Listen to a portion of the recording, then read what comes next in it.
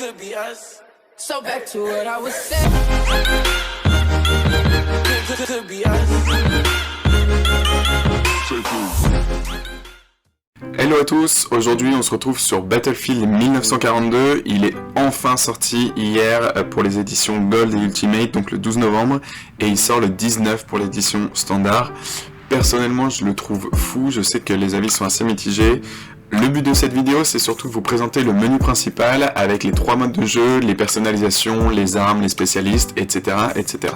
C'est ma toute première vidéo sur Battlefield 1942, il est sorti juste hier, donc je voulais vous présenter d'abord le menu principal, mais par la suite je vais faire des vidéos sur le gameplay, sur le mode portal qui nécessite beaucoup de temps pour tout expliquer. Donc voilà, n'hésite pas à t'abonner en tout cas si tu veux plus de vidéos sur Battlefield 1942, mais aussi sur d'autres jeux et plus des tutos également sur des logiciels de montage par exemple, etc.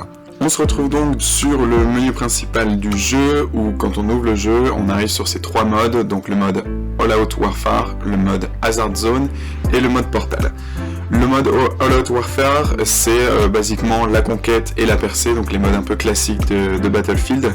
Le mode Hazard Zone qui est plutôt pas mal, c'est un mode où on a une squad de 4 personnes, on doit récupérer des infos sur la map et en plus on doit s'extraire à la fin de la mission. Donc c'est vraiment pas mal, on gagne des crédits pour ensuite améliorer ses armes, etc. etc. Donc c'est un bon nouveau mode à tester. Et enfin le mode portal qu'on ne présente plus du tout. Le mode portal en fait ça regroupe beaucoup de Battlefield, donc Battlefield 1942, Battlefield Bad Company, Battlefield 3. Et en fait on peut créer des serveurs en mélangeant tout ça et en personnalisant vraiment son jeu. Donc par exemple on peut mettre le tir allié, on peut interdire des armes, on peut autoriser des armes, etc. etc. Donc c'est vraiment intéressant et ça nécessite beaucoup de temps pour présenter tout ça en vidéo.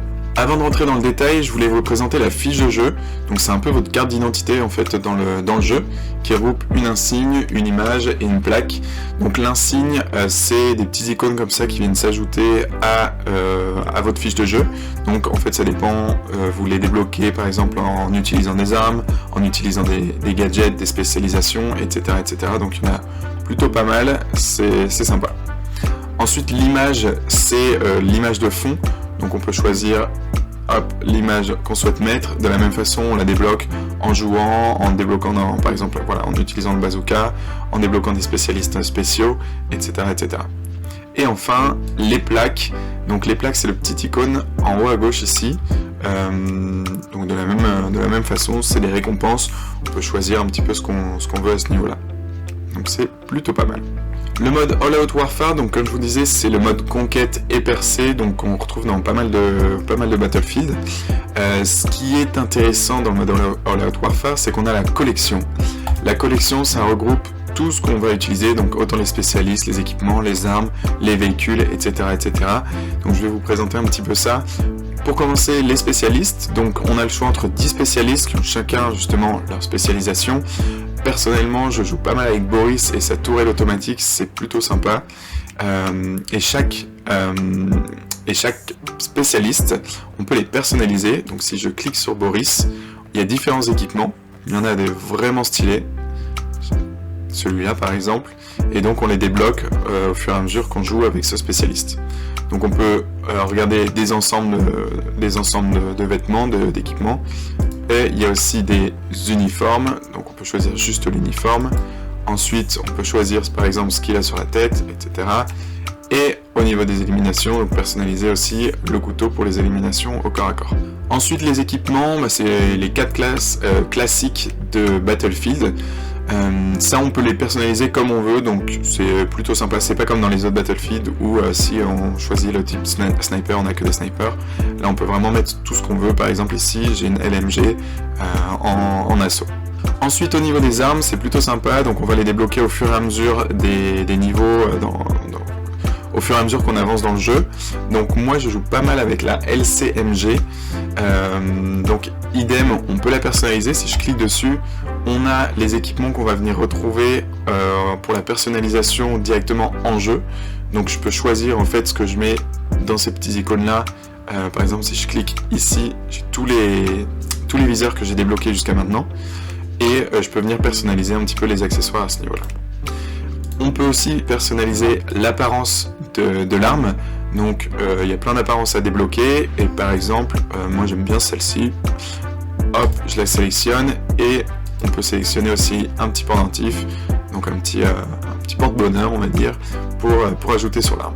Ensuite le matériel, bon ça c'est plutôt classique, c'est ce qu'on va avoir en accessoire, donc on va avoir les grenades, fumigènes, etc.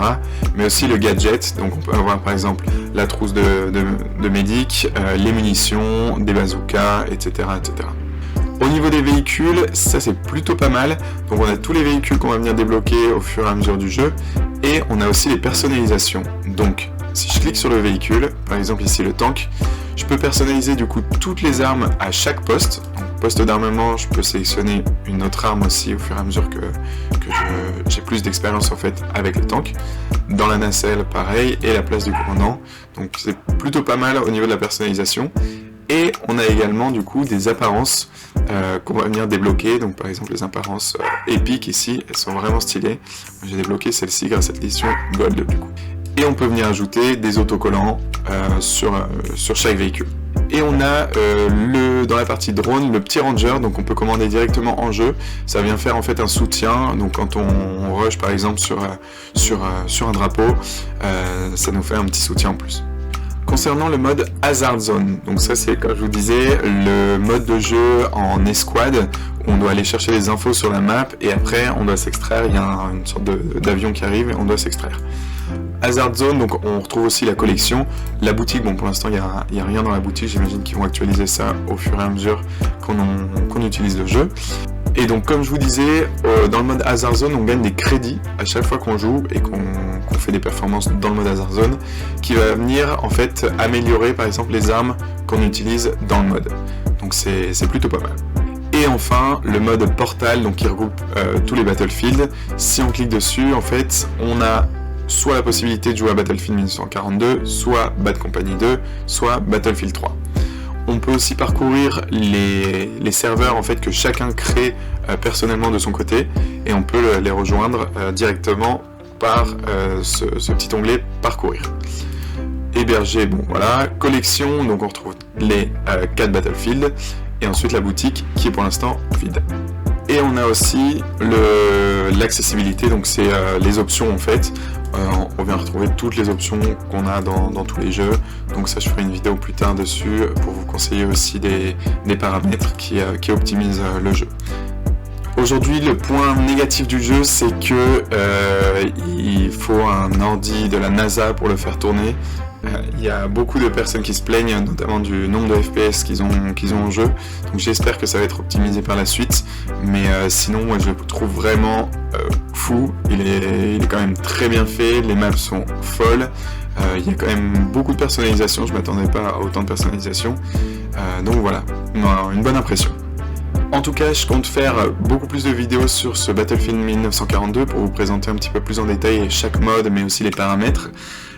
Donc si tu aimes ce jeu, n'hésite pas à t'abonner, en tout cas ça me soutiendrait et voilà, moi je serais vraiment content de vous présenter tout ça. Dites-moi ce que vous en pensez aussi, si vous avez déjà les éditions Gold et Ultimate et que vous pouvez déjà jouer à Battlefield. En tout cas, j'espère que ça va faire baver ceux qui ont l'édition standard, qui doivent attendre un petit peu malheureusement, mais voilà, ça donne un premier aperçu du jeu. C'était Beru, ciao, bonsoir.